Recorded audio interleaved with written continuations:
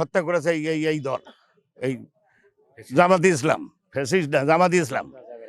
সেই দলের সঙ্গে আমার মূল কন্টেস্ট হবে। আমি ওটা ওই দলকে হিসাবে করি না, ইনশাল্লাহ হিসেবে করি না। আমার এলাকার মানুষও এত গুরুত্ব তাদের দেয় না। কিছু বলতে তারা অবশ্যই পাবে, যেহেতু দল। আর আমার এলাকার উন্নয়ন কি, সবচেয়ে যেটা বড় কথা, আমি সন্ত্রাস বিরোধী মানুষ।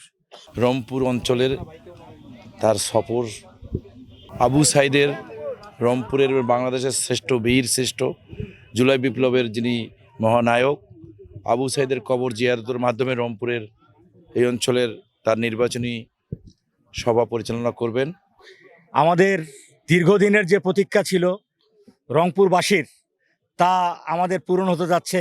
আমরা এই দীর্ঘ 20 বছর থেকে যে অপেক্ষায় ছিলাম, যে আমাদের এই প্রতীক্ষিত আশা যে আমাদের বর্তমান চেয়ারম্যান তারেক রহমান সাহেব আমাদের রংপুরে আসবেন, প্রাণ ভরে আমরা সব লক্ষ লক্ষ নেতাকর্মী দিয়ে ভরে যাবে, রংপুর সয়লাভ হয়ে যাবে।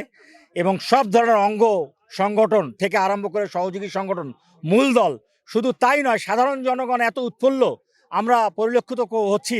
গ্রাম এবং বিভিন্ন জায়গার থেকে লোকজন ভরে যাবে। এই অবহেলিত রংপুর, বৈষম্যের রংপুরের মানুষের কাছে আসছেন। তা আমরা আশা আমাদের নেতাকর্মীদের মধ্যে ব্যাপক উৎসাহ উদ্দীপনা, তারা সব দিকে আলোচনা চালাচ্ছে এবং রংপুরের লোকে লোকারণ্য হবে বলে আমরা মনে করি। এবং শুধু দলীয় নেতাকর্মী নয়, রংপুরবাসীর মধ্যে যে উৎসাহ উদ্দীপনা দেখা দিচ্ছে এবং এই যে জুলাই বিপ্লবের মাধ্যমে যে মনোজগতের যে একটা পরিবর্তন, দীর্ঘ 17 বছরের দুঃশাসন থেকে মুক্তির যে একটা পরিবর্তন, সেটাকে তারা লালন করতেছে। সেই স্বপ্ন বাস্তবায়নের লক্ষ্যে আজকে আমাদের নেতা আমাদের উত্তরবঙ্গে আসছেন, আমাদের রংপুরে আসছেন। রংপুর অবহেলিত রংপুর শিক্ষা, স্বাস্থ্য, অবকাঠামো প্রত্যেকটা ক্ষেত্র উন্নয়ন অগ্রগতি সাধিত হবে।